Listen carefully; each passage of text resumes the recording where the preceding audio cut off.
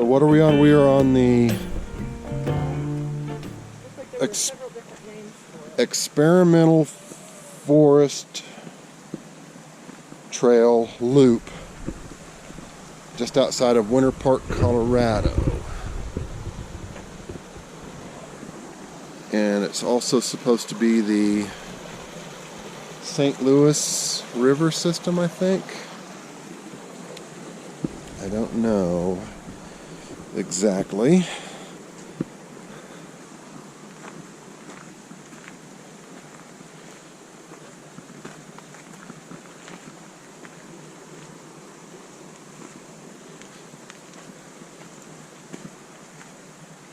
It's 4.5 miles, only about 246 feet of elevation.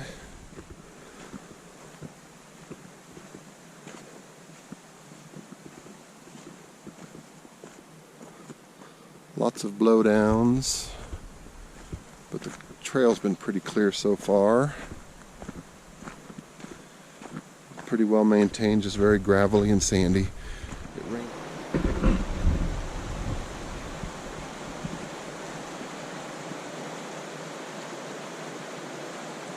We'll have to cross that at least twice. I'm guessing there's bridges. It's the kid.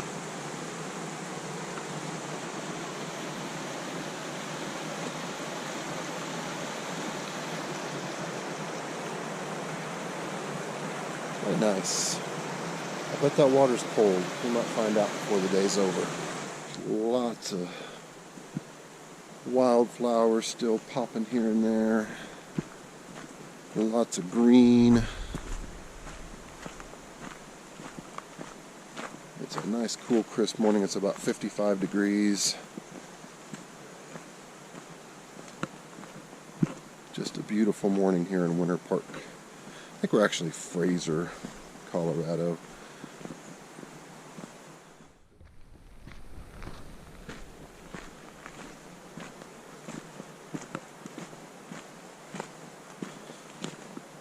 Trail's been pretty easy. A little muddy in spots. It did rain last night quite a bit. Some nice rocks sticking out, but nothing that's hard to manage. Coming into a nice little pine forest section.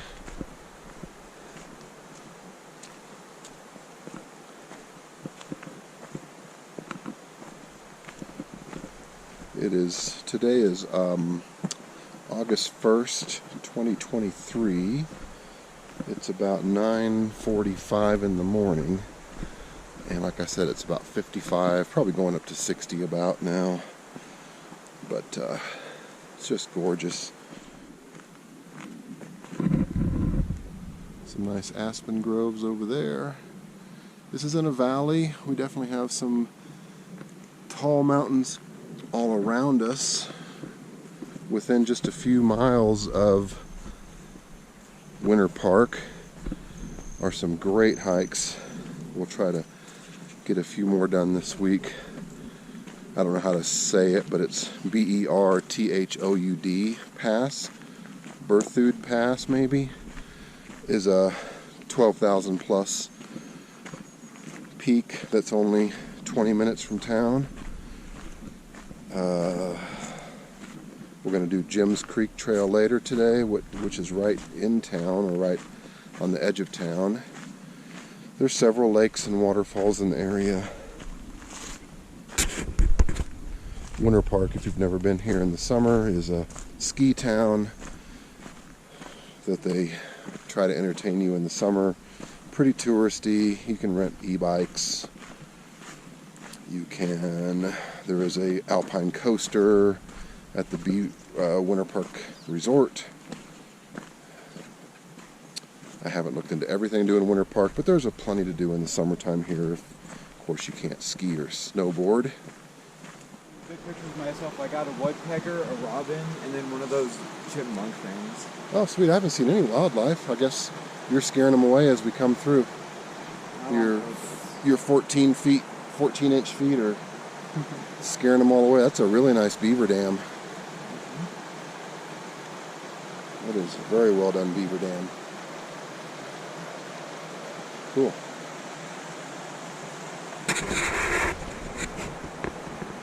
This is the kind of thing you just look over there and you're like, okay, come on, black bear, where are you? You just expect to see a black bear come out of those trees into that meadow.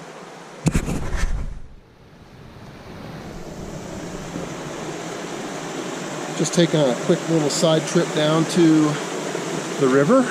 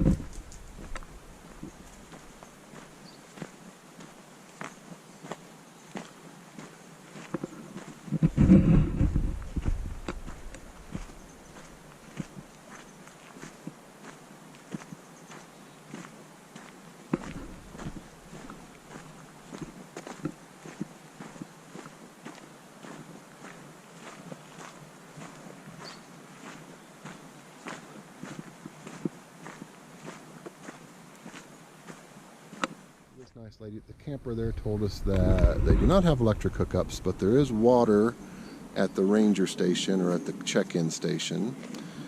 So it is boondocking basically. You got fire pits and picnic tables and bear boxes. And we're going to find out how the vault toilet is. We're going to have a review of the vault toilet. So how was the vault toilet? Everybody wants to know. Clean, nice. Good. It was great. Awesome. 2 thumbs up. All right, we're moving on. So this campground we just passed has at least 2 vault toilets, and its name is St. Louis Creek Campground. We're a couple miles in, maybe 2.25 from where we started. We did not start at the main trailhead. We're just about to the northern end of the loop. Getting close to the water again, so I'll get a little water view for you.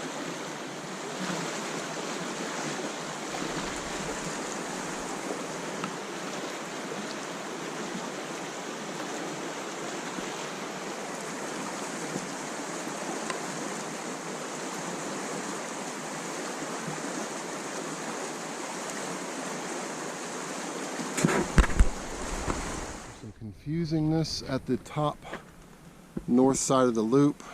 We finally stayed on the main trail and found flume trail number 82 that goes straight south. We found it, and then that's going back the way we came to Creekside Loop that'll go over the river. Hello, the wildflowers.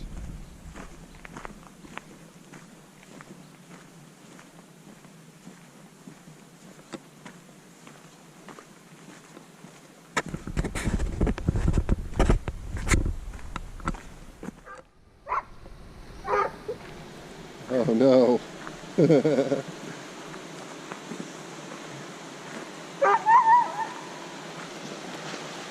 Oh, look at him go.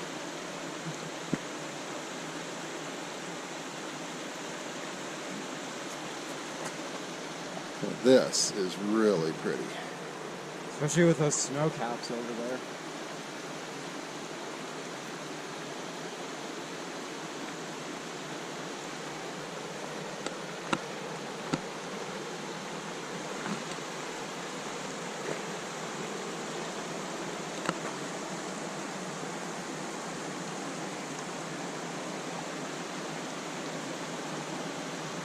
This is an interesting find. Somebody built a lean-to out of fall down logs. This is on the east side, away from the road, on the other side of the river. I don't know if it was just somebody messing around or somebody trying to survive, which is odd because we're really not that far from the road. It's a nice structure. So this is my first trail review video. It may not be the first one that comes out on YouTube, but in timeline of videoing, this is my first videoing effort.